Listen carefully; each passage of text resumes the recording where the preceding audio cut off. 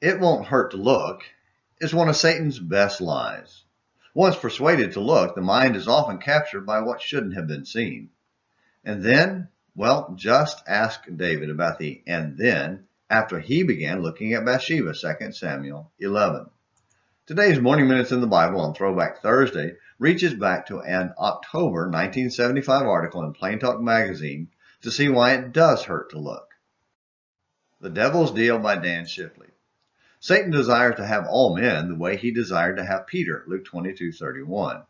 Relentlessly, he seeks to gain advantage over man through the employment of devious and persuasive devices, 2 Corinthians 2:11.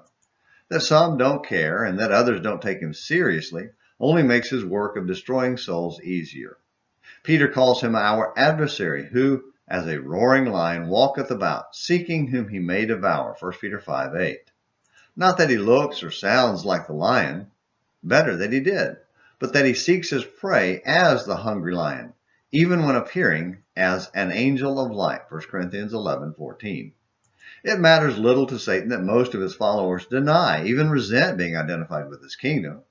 Why should he care about those who deny voting for him, so long as he carries the election? Men serve Satan as they serve sin, claims to the contrary, even by some religious folk, notwithstanding. As John puts it, he that doeth sin is of the devil, 1 John 3:8. But even worse than Satan seeking a place in man is that man will give it. When Paul says neither give place to the devil, Ephesians 4:27, he implies man's ability to resist. James says plainly, resist the devil and he will flee from you, James 4:7. This means that no man has to serve Satan, that every man as a free moral agent can choose his master. It means that the only place Satan can have in man is that which man gives him. Such bespeaks of a potential and power for which every man should be thankful. Satan's power is limited. With God's help, we can resist. We can endure, 1 Corinthians 10:13. Therefore, we must. The devil ever seeks a place in man, but thanks be to God, he cannot take it. Not only can the devil be given a place in man, his given place becomes a growing place. Sin begets sin. The attitude that permits one will permit yet others, and with increasing ease. Recall David's lustful looking upon Bathsheba and how it led to adultery, lying, and finally murder. In every sin lies the germ of 100 more. And with each successive sin comes a degree of hardening, Hebrews 3, verse 13. A gradual dulling of the spiritual senses that soon numbs the violated conscience. Once given a place, the devil is hard to displace and soon expands his base of operations. That's why he needs resisting, and early.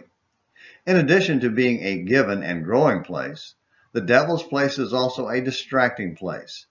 In his second letter to the Corinthians, Paul writes, "But I fear lest by any means, as the serpent beguiled Eve in his craftiness, your minds should be corrupted from the simplicity and the purity that is toward Christ." Chapter 11, verse 3.